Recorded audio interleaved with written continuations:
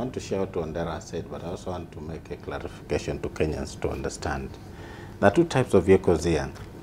There's anti-personnel carriers that normally are supposed to resist those landmines and explosives. The APCs. Then we have armored personnel carriers that are supposed to withstand bullets. So we must differentiate the two. All right. It went way over my head again. Yes. We have anti-personnel carriers. Anti-personnel carriers. Those are meant to withstand those explosives, anti-mines, and the mines and whatever. Yes. Then we have armored personnel carriers. Armored personnel that carriers. are supposed to withstand small arms. Okay. Now, what the police bought were armored personnel carriers, not anti-personnel carriers.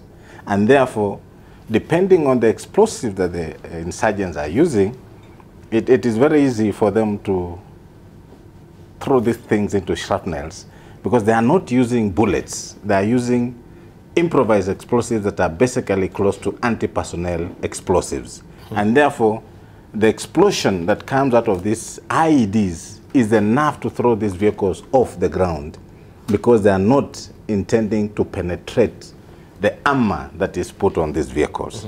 Now, what we need to understand is, what was the thinking behind Kenya buying this kind of vehicles? One, we had never anticipated this kind of operation against our police officers. Anti-personnel carriers, improvised explosives. People are looking at small arms and RPGs, rocket-propelled grenades.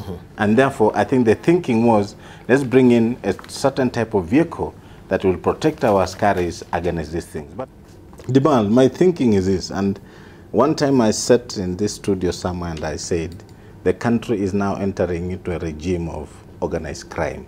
And I want to say this one today. We must start looking at what Shabaab is doing, and I think we are now entering what I call low-level insurgency.